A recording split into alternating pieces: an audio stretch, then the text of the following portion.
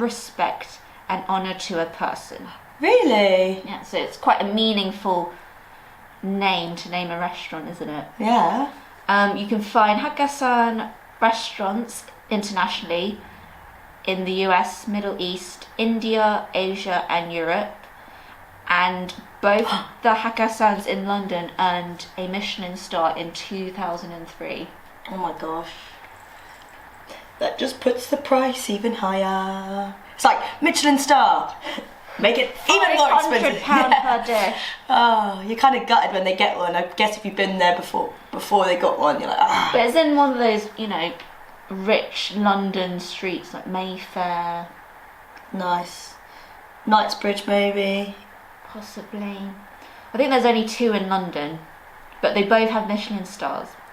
In 2004, he moved on to his next project, and he founded another Chinese restaurant in London. And I don't really know how to pronounce it properly, but I'm going to attempt it. Go.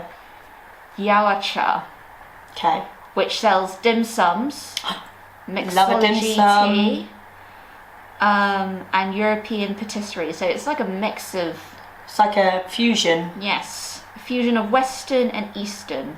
Nice. And that gained a Michelin star rating in 2005, but they lost that rating in 2019, and I don't know why. Oh. The... Yeah. Here, have your Michelin star. Oh wait, I'm going to take... They must go back every year. That's what I'm thinking. I don't know how Michelin star ratings work, but do they do it on a yearly basis? Probably. I don't know. Tell us, fans. Well, you've been to a Michelin star restaurant in Thailand. In Thailand. I didn't really ask. I was just fascinated by that I could get pad thai for £2 and it was Michelin star. Oh, that was mega. That's great, and it's probably the best pad thai you've ever had. You best believe it. It was good. It was ducking good. It was great. It was great. It was this.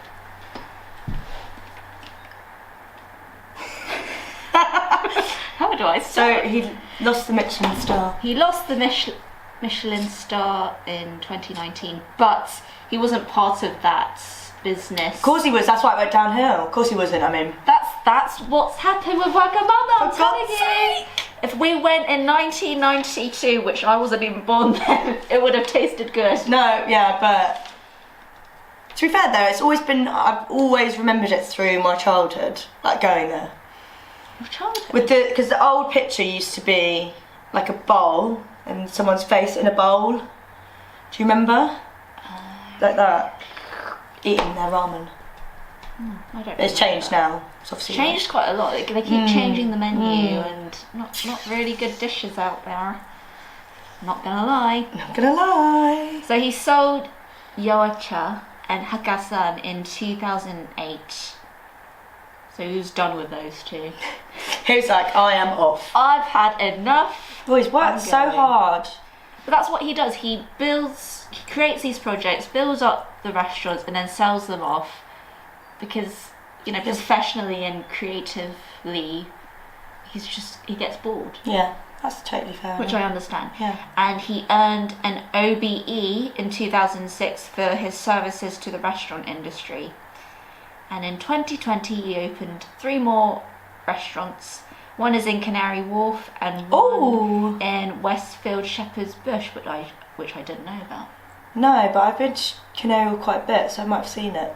Maybe. I don't know the names of it though. But he's opened so many restaurants. Yeah. And that is the life of Alan Yao. Thank you, Alan. Well, I do actually like Wagamama, so I will say that. Very inspirational. It is inspirational. I don't like Wagamamas, but I thought it was a nice story. Yeah. Very inspirational. Well, just how he sort of built up his life. When he came coming from nothing. Yeah. A poor immigrant. Wow. And you wouldn't have known that when you're sitting down eating your chicken katsu curry, would ya, folks? So now you know, and you can pass your knowledge. You can pass your knowledge, your knowledge onto your friends after you've listened to this podcast. This is what we do. We inspire. We inspire. We educate. Yes, and we moan. Yes. No, I don't actually moan too much. But oh well, thank you very much.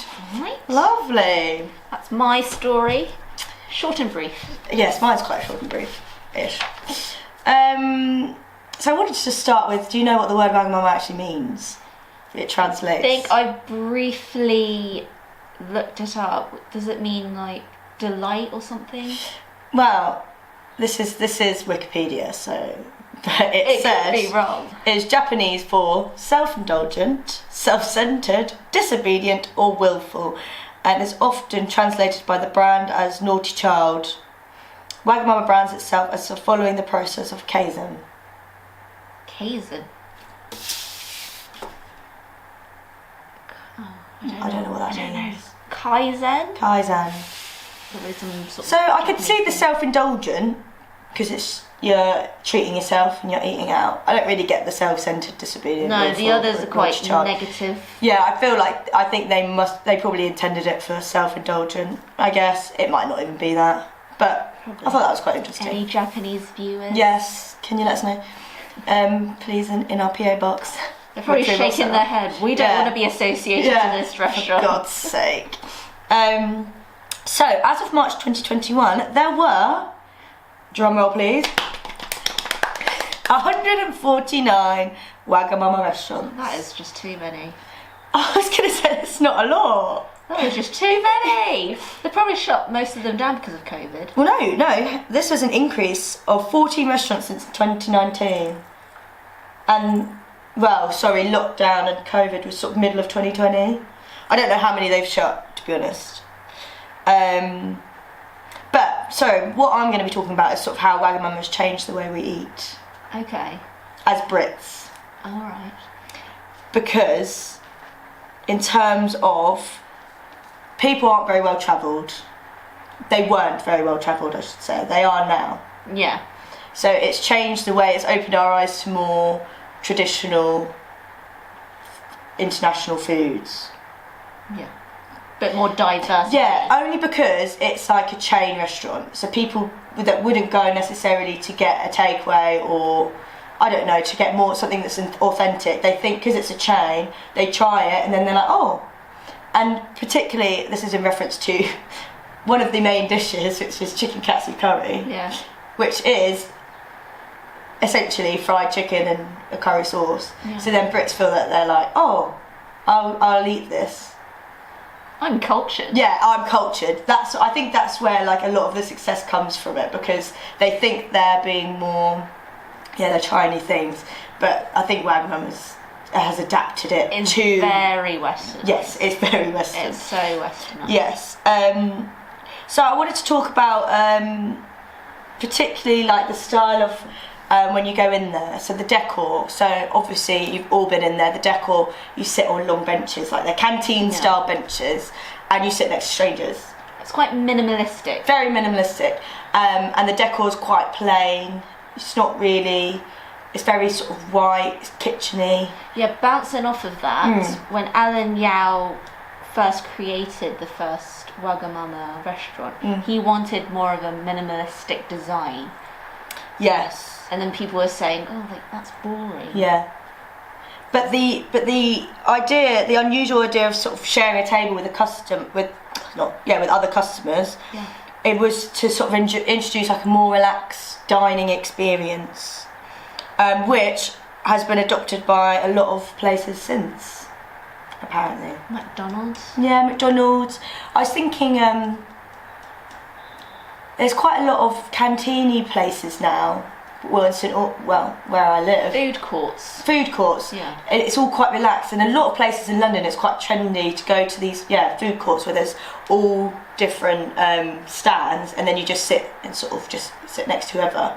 But that is typical to, let's say, Eastern Asian dining style. So that's good that I guess that they've adopted. Yeah. In Hong Kong, you could sit on a table, but that's not actually your table. They would have other customers sit on it, to sit. Well, as in like around this table, say like this table Yeah, here. say if there was a table that sits 4 people and I'm the only one sitting there, they would bring other customers. Oh, okay. And that's just at a table, it's not like the benches. Yeah, if you think about Hong Kong, it's small. To be fair, actually, it was like that in Southeast Asia as well. Yeah, they don't see anything of it. It's just you eat. But then that is I don't know why it is a thing in England. Why it isn't a thing in England? Sorry. Yeah, because you're just sitting down, you're eating. Yeah, and it's really more social. In a way, I mean, Or do you not most really chat? people don't really chat. They just Eat, eat. which is what they come to do. Yeah, they eat. No, so oh, this is interesting. So obviously, Alan Yao. Yes.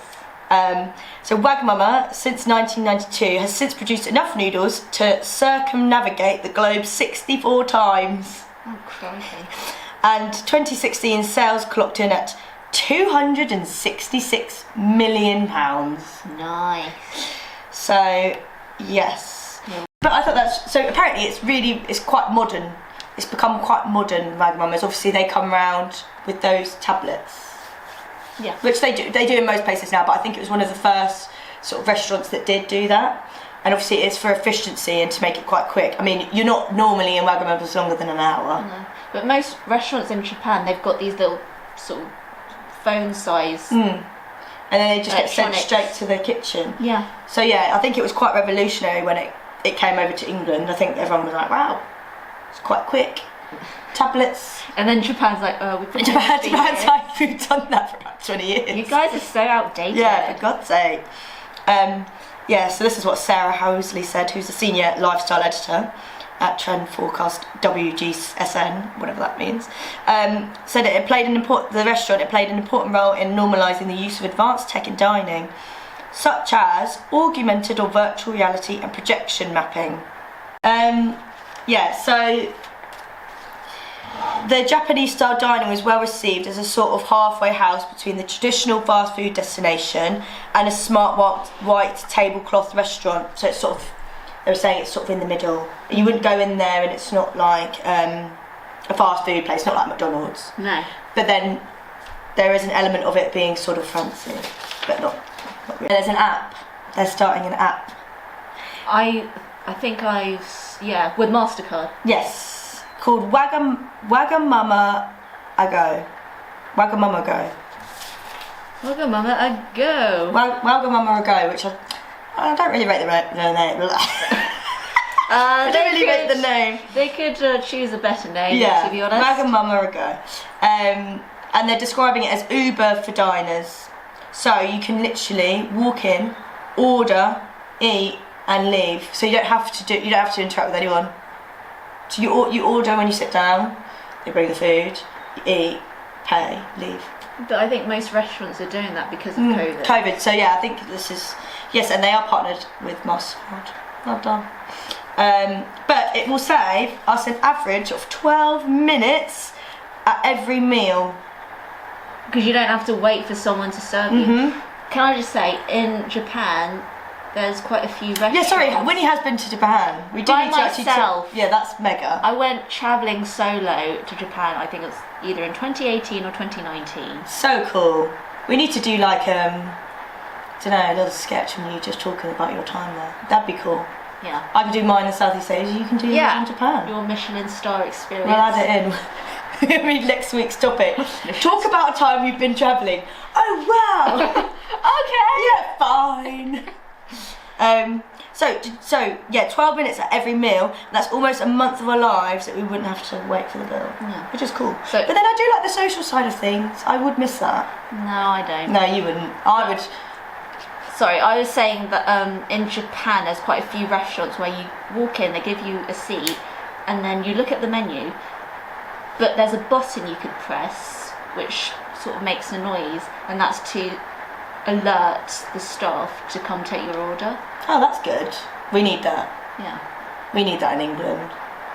But that's all you need. Yeah. I think South Korea have those sort of restaurants where you just press a button on the table. And They it have that alerts the definitely at staff. Yo Sushi.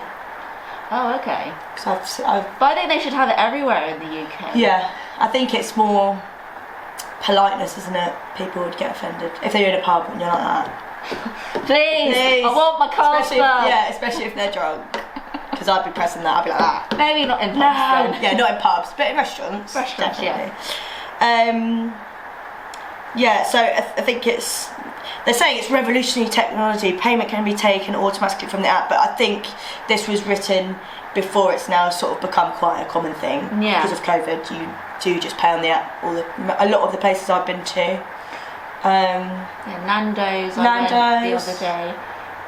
Pay it on the app. Yeah, they're very similar actually, Nando's and Wagamama's in the way they work. Apart from you order on your Nando's, you stand up, don't you, and order. Yeah.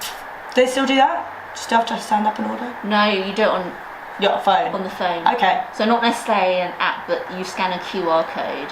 Oh, the same way as at most restaurants. Yeah. Okay.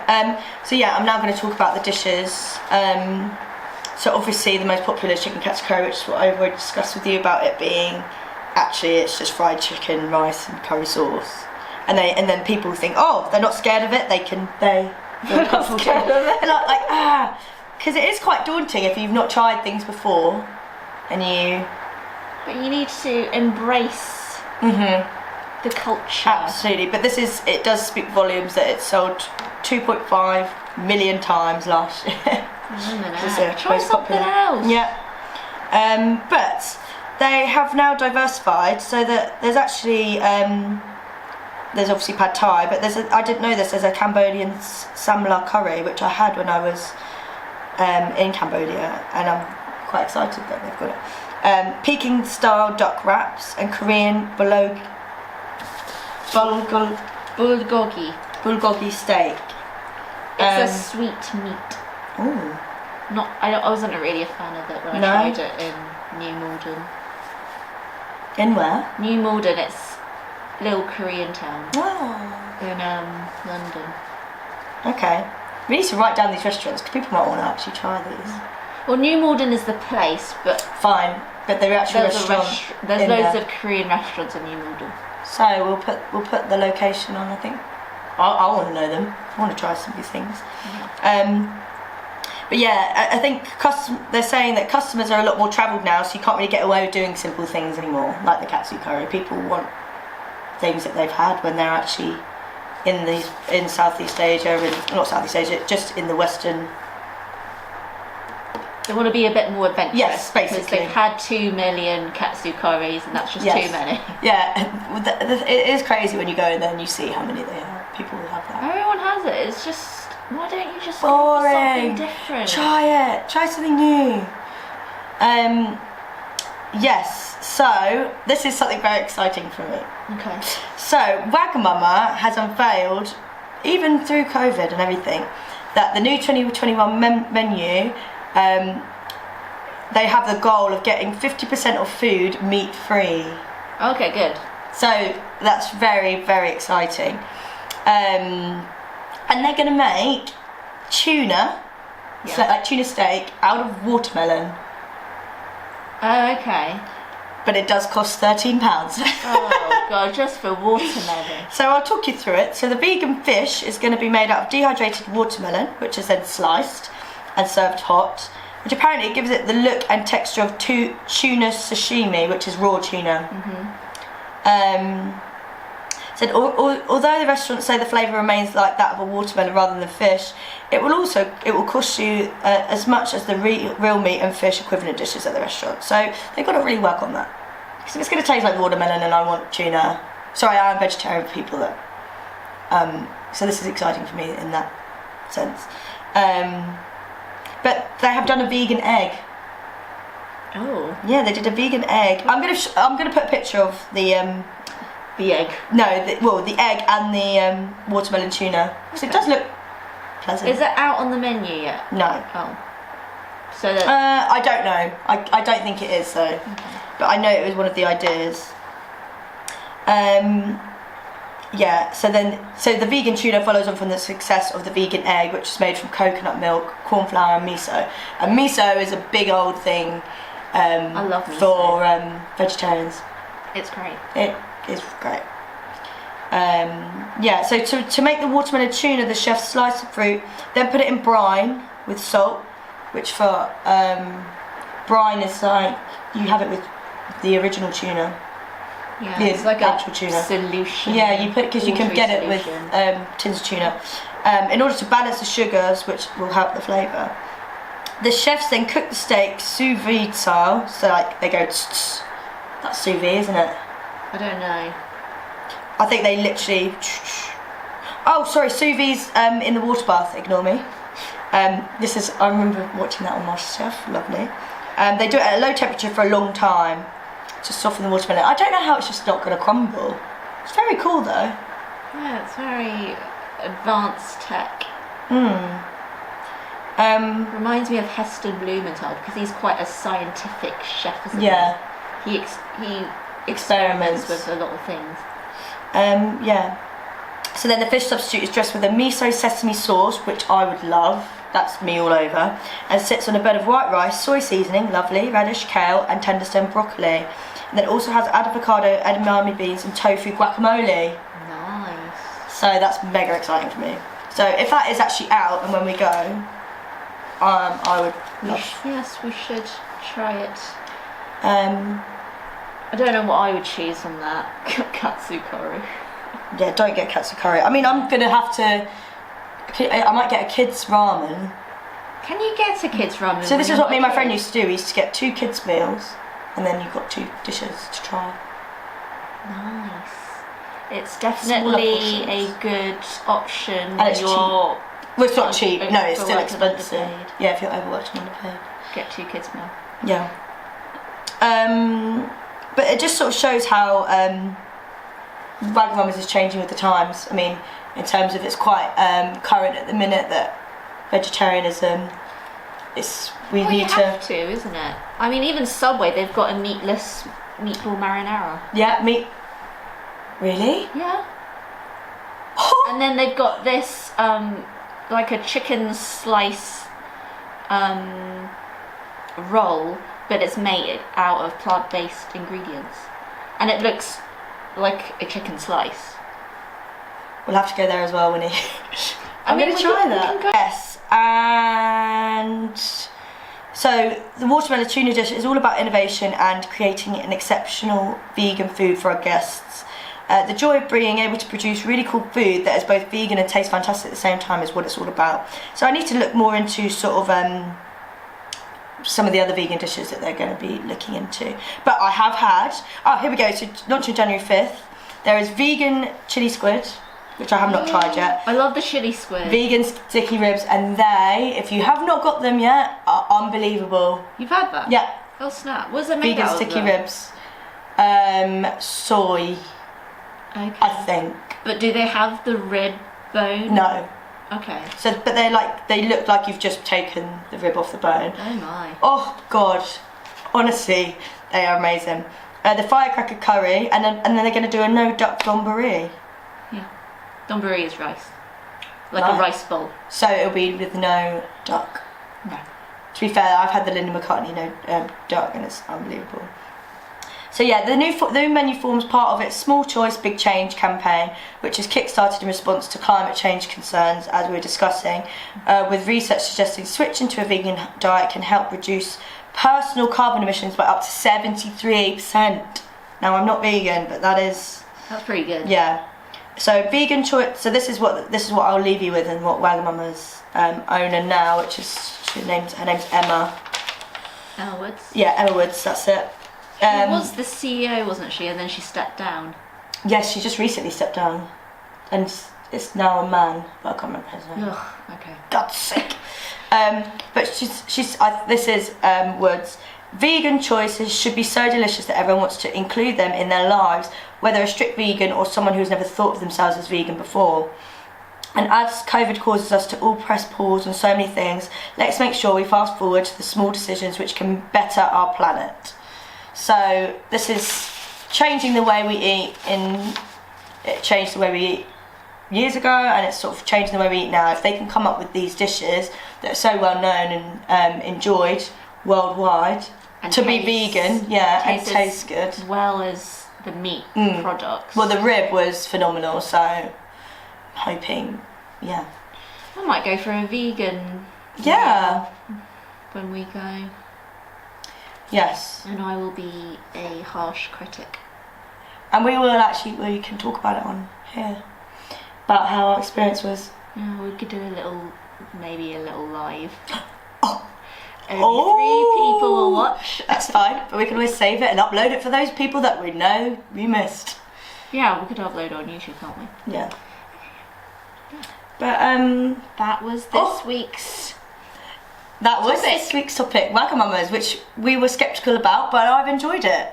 Yeah, I've learned that there's going to be vegan things, which is exciting. I love that Alan Yale is a great inspiration. Yeah, and he's a great inspirational guy. Who picked last week? I picked last week. No, I picked last week. So I picked. Because you remember the expression on my face when Yes. I picked it? Not happy. Not happy at all. I've gone for a pink one. Okay. Pink. Oh god. That's very specific. Yes. Should we do it? I think we should. Ted Bundy. So it's gonna be a true crime podcast next week. Woo! Which we love. Yeah. Shout out. I've got my favourite murder. I love My Favourite Murder. If you listen to this. Which you probably won't. Yeah. But we love you. I know what I would talk about. Don't let the fans know. No. You will have to tune in next week to find out more about Ted Bundy. Oh, I know what I'm going to talk about now. Are you? Hope it doesn't clash with mine. What was that? You're turning into Michael Jackson. He's coming into my spirit. Right, so thank you, ducking, very much. And let's hope for a duck-free Donbaroo soon. But yes, we'll put all our lovely resources up and the restaurants, and yeah, thanks guys. Thank it means you a very lot. much for Don't listening. Forget to follow, subscribe. Yeah, we love followers. We love followers. We're now on 27, so thank you. Thank you to my one friend from secondary and school. some of my friends. Very kind of you. Which you can't unfollow now. No, this is it's what too I have to late say. now. It's too late. You're in the cult. You stay in the cult. Right, so join us next week for Ted Bundy. Thank you very much. Bye bye. Bye bye. Stop recording. Stop recording. Stop. Stop right now. Thank you very much. I need somebody with a human toe. Yeah, I don't really get whether they've said it's going to taste like watermelon.